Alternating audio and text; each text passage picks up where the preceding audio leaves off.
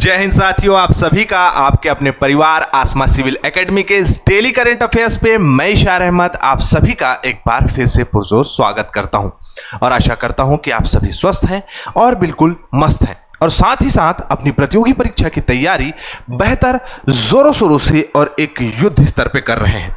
मेरे प्रिय साथियों, आज हम 18 जून के इंपॉर्टेंट करंट अफेयर्स पढ़ेंगे जो कि हमारे एग्जाम के लिए बहुत ही इंपॉर्टेंट है। तो वीडियो में शुरू से अंत तक बने रहें। लास्ट में एक इंपॉर्टेंट क्वेश्चन पूछा जाता है जो कि प्रीवियस जो आपका डे का करंट अफेयर होता है उससे संबंधित होता है। तो लास्ट में क्वेश्चन का आंसर कमेंट बॉक्स पे जरूर दिया करिए, ठीक है। अगर चैनल में नए नए हैं तो चैनल को सब्सक्राइब करें और पहले से अगर इस चैनल में हैं तो मेरे प्रिय साथियों अपने व्हाट्सएप स्टेटस पे इसे लगाओ ना, ठीक है। चलिए एक बेहतर सा सत्र हम प्रारंभ करते हैं और एक पॉजिटिविटी के साथ।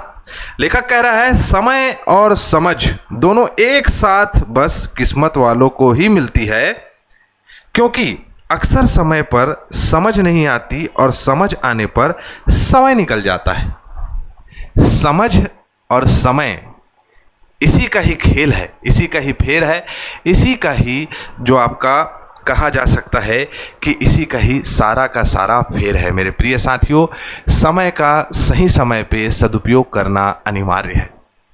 अभी आपके पास समय है, आप अच्छी तरह से निरंतर पढ़ाई करिए, क्वेश्चंस लगाइए, जितना ज़्यादा हो सके आसपास के स्टेट्स पे या जो अभी रिसेंट में एग्ज़ाम हुआ उसके पैटर्न को, उसके जो प्रकृति को देखकर आप बेहतर तरीके से अपनी तैयारी को पूर्ण करें और अपनी सफलता को प्राप्त करें, ठीक है। आशा करता हूं मेरी बातें आप लोगों को समझ में आ गई होगी।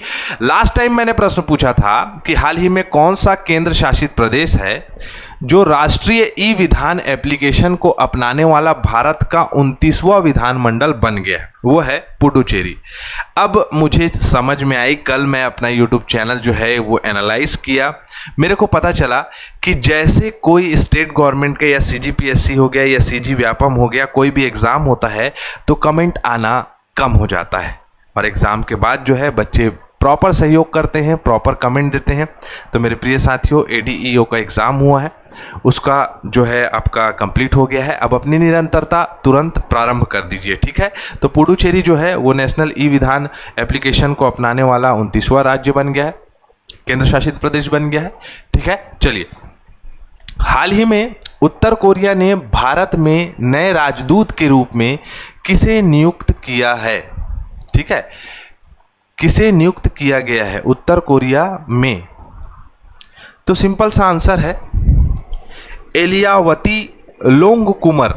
मेरे प्रिय साथियों, मैं आप सभी को बताना चाहूँगा कि 2021 तक आपका 2021 तक बोलता हूँ भाई, क्षमा चाहूँगा, 2021 के बाद जो है आधिकारिक रूप से जो वहाँ की एम्बेसी है, राजदूतावास जो है, उसे बंद कर दिया गया था अस्थायी रूप से। मतलब कि वो ऑफिस था लेकिन वहाँ कोई बैठता नहीं था। उसके बाद आज 2025 है, 2025 में जो है आपका एलियावती लोंगकुमर को जो है राजदूत बनाया गया है उत्तर कोरिया का, ठीक है। उत्तर कोरिया के बारे में तो आप बेहतर तरीके से जानते ही होंगे, ठीक है। इसके जो सुप्रीम लीडर हैं जिनका नाम क्या है, जिनका नाम है किम जोंग उन। ये अपने आप में एक सशक्त मतलब राजतंत्र स्थापित करने वाले व्यक्ति हैं। इनकी पर्सनालिटी को सब जानते हैं। तो 2021 के बाद अस्थायी रूप से ये बंद क्यों रहा? तो सवाल हमारे मन में आता ही है। मैं आपको बता दूं कि कोविड के बाद से उत्तर कोरिया ने किसी भी प्रकार से दूतावास में आवागमन आवक जावक बंद कर दिया था, ठीक है। अब कहानी आती है कि कोविड के बाद जो है उत्तर कोरिया में हमारी वर्तमान की जो अगर देखें एलियावती लोंगकुमर को बनाया गया है राजदूत। वर्तमान में पराग्वे के कार्यवाहक प्रमुख के रूप में है ये, ठीक है, एलियावती लोंगकुमर जी। और जो अगर हम देखें, क्या देखें, तो उत्तर कोरिया के साथ भारत का संबंध किस प्रकार से है ये देखें अगर हम, तो 2017 में यूएन के मतलब यूनाइटेड नेशन के प्रतिबंधों के चलते व्यापार बंद कर दिया था किसने? भारत ने। लेकिन आईआर या इंटरनेशनल रिलेशन में जो है ये सब सारी चीज़ें चलती रहती हैं, ठीक है। जैसे व्यापार की गतिविधियां हो गई, तंज की गतिविधियां हो गई। अभी वर्तमान में आप देख रहे होंगे कि इसराइल के ऊपर ईरान जो है वो काफ़ी हमला कर रहा है और इसराइल के क्षेत्रों पे जो है मतलब अभी मारामारी जो है फिरी हुई है। मतलब कि कहा जा सकता है कि वहाँ क्षति बहुत ज़्यादा पहुँची है, ठीक है। तो युद्ध वगैरह ना हो, सब कोई जो है आपका क्या रहे तो संतुलित रहे। लेकिन इसराइल ने भी जो गाज़ा पे हमला किया था वो भी उचित नहीं था, ठीक है। मैंने अपना मत रखा। उत्तर कोरिया की राजधानी है प्योंगयांग। क्या है? प्योंगयांग। और इसी प्योंगयांग जगह पे जो है एलियावती लोंग कुमार जी बैठेंगी। उत्तर कोरियाई वोन मुद्रा यहाँ चलती है, कोरियाई भाषा है यहाँ की। किम जोंग उन यहाँ के क्या है तो सुप्रीम लीडर हैं। संयुक्त राष्ट्र संगठन जो है संयुक्त राष्ट्र, ये जो है आपका अनावश्यक लिखा गया है, इसे आप ध्यान ना दें, ठीक है। होता है कभी कभी कुछ चीज़ें कॉपी पेस्ट की वजह से गलत लिखा जाता है, ठीक है। चलो, संयुक्त राष्ट्र से या यूएन से जो है आपका उत्तर कोरिया का हमेशा ऊंच नीच चलते रहता है। हाल ही में निम्न में से किसे यूनाइटेड किंगडम की विदेशी खुफिया सेवा एजेंसी जो है, खुफिया सेवा एजेंसी हो गई है ना, जिसे MI6 का कहा जाता है, पहला या पहली महिला, पहला नहीं होगा, ये पहली होगा, है ना, ये छोटी की मात्रा, पहली महिला प्रमुख नियुक्त किया गया है, ठीक है। तो किसे किया गया है? पहला भी कोई गलत नहीं है ना, पहला महिला, लेकिन पहली थोड़ा सा क्या है, इकारांत वर्ड आ जाता है, तो हिंदी के भाषा में इकारांत जो मात्रा है उस पर बल दिया जाता है कि वो अधिकतर स्त्रीलिंग होता है और पुल्लिंग होता है। तो हम यहाँ हिंदी नहीं पढ़ रहे हैं, करंट अफेयर पढ़ रहे हैं, तो करंट अफेयर में आ जाते हैं। तो किसे बनाया है? तो ब्लेज मेट्रेवेली। अब ब्रिटेन में या यूनाइटेड किंगडम में ये देखने को मिल रहा है कि कहीं ना कहीं पहली बार महिला बनी है इसकी प्रमुख, किसकी? तो MI6 की। तो ब्रिटेन में भी जो लिंग पे आधारित भेदभाव थे वो हटते हुए दिखाई दे रहे हैं, और जो शासन और प्रशासन की प्रणाली है उसमें ज़्यादातर पारंपरिक रूप से, या जिसे नेपोटिज्म कहा जा सकता है, वो देखने को मिलता था। लेकिन अब जो सबसे बेहतर हो या जानकार हो, शिक्षित हो, उसको पहले प्रेफरेंस दिया जा रहा है। जैसे कि ये ब्लेज मुट्रेवेली, इनका 25 वर्षों का अनुभव है, ठीक है। वर्तमान में प्रौद्योगिकी और नवाचार के क्षेत्र में MI6 की ही निदेशक हैं। ये 47 वर्षीय है ना। कैम्ब्रिज विश्वविद्यालय में मनोविज्ञान की डिग्री हासिल की है और विश्वविद्यालय में महिला रोइंग टीम की सदस्य भी रही हैं। अब यहाँ पर बात जो मैं अभी स्टार्ट में बोल रहा था कि MI6 में पहली महिला प्रमुख बनी है, ये तो आप समझ सकते हैं। MI5 में ये खुफिया संगठनों में भी पहले महिलाएं प्रमुख बन चुकी हैं, है ना। अब MI6 में ग्लास सीलिंग टूटी दिखाई दे रही है, जिसमें मेरिट आधारित समावेशी भर्ती प्रणाली के ऊपर इशारा जा रहा है। ब्रिटिश खुफिया एजेंसियों में लैंगिक समानता, नेतृत्व में विविधता को बढ़ावा देखने को मिल रहा है, ठीक है। चले, अब MI6 की बात करें तो 9 जुलाई 1909 में बना है, 4 जुलाई 1909 में 116 साल के आसपास इसे हो गए हैं। लंदन यूनाइटेड किंगडम में इसका मुख्यालय है। हर्बर्ट हेनरी एसिक्सवर्थ जो इसके संस्थापक रहे हैं। खुफिया जानकारी एकत्र करना, आतंकवाद का मुकाबला करना, राष्ट्रीय सुरक्षा सुनिश्चित करना, ये सभी चीज़ें इनका कार्य है। अरे ये तो पढ़ना भूल ही गए कि ये करेंगी क्या, तो ब्रिटेन की विदेशी खुफिया गतिविधियों का नेतृत्व करेंगी और साइबर युद्ध, आतंकवाद, जासूसी, दुष्प्रचार अभियानों का निपटारा भी करेंगी, ठीक है। चलो, डायरेक्टर बनने के बाद बहुत जिम्मेदारी हो जाती है भाई, ठीक है। चलो, हाल ही में मेरिलबोर्न क्रिकेट क्लब MCC, है ना, मेलबोर्न क्रिकेट क्लब जो है ने किस नियम को बदलाव करते हुए बनी हॉप स्टाइल में लिया गया कैच अवैध कर दिया गया है? रन आउट है क्या? तो कैच है सीधा, तो यहाँ कैच दिखाई दे रहा है, बाउंड्री लाइन कैच नियम। ठीक है, तो ऑप्शन आपको समझ में आया गया।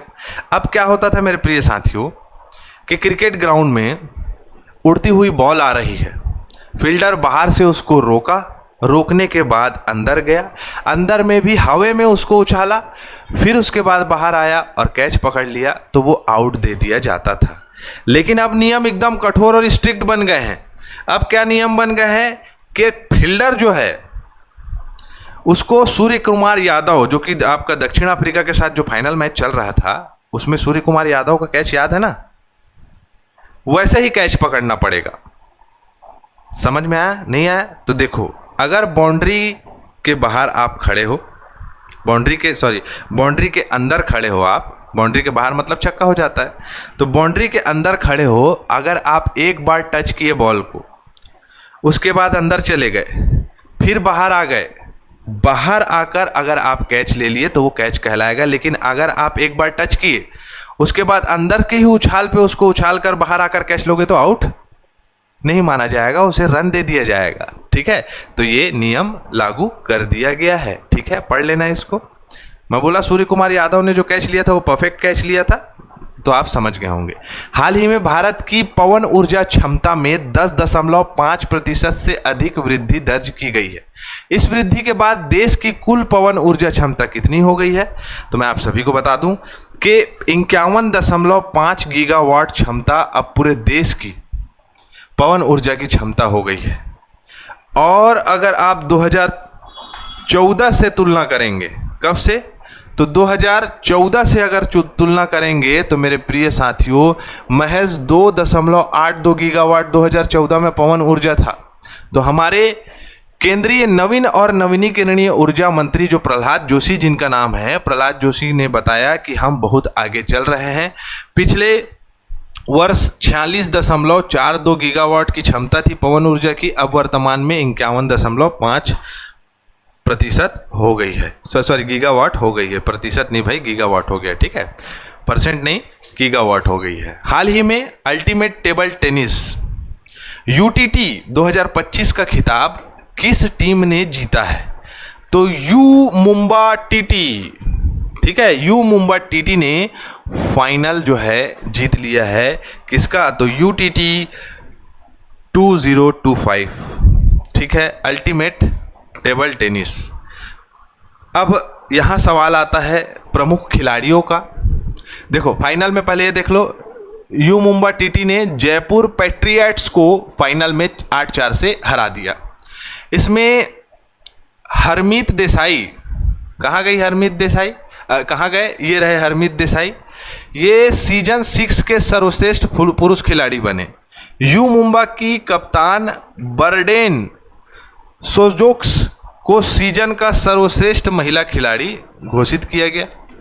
ठीक है, वो है जो उधर हार्ट बना रही है ना, वो है। अब उसके बाद एक नाम है एंड्रियाना डियाज, जो कि एक बेहतर शॉट मारा था इन्होंने, शॉट ऑफ द लीग इनके शॉट को बनाया गया है। ठीक है, चले आगे।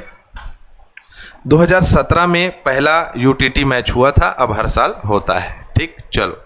हाल ही में देश के रक्षा क्षेत्र में साइबर लचीलापन मजबूत करने के लिए निम्नलिखित में से कौन सा अभ्यास शुरू किया गया है?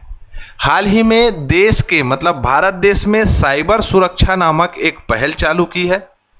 ऑपरेशन सिंदूर के बाद देखा गया कि बहुत सारे साइबर अपराध बढ़ रहे थे। कहां कहां बढ़ रहे थे ये जानना जरूरी है। तो आप देख सकते हैं कि हैकर जो है वो भारत के बंदरगाहों में, एयरपोर्ट्स में, रेलवे में, बिजली ग्रिड में, दूरसंचार नेटवर्क में निशाना साध रहे थे, लेकिन साध नहीं पाए। अब साइबर क्राइम क्या होता है ये तो पता ही होगा, चलो आसान भाषा में बता देता हूं।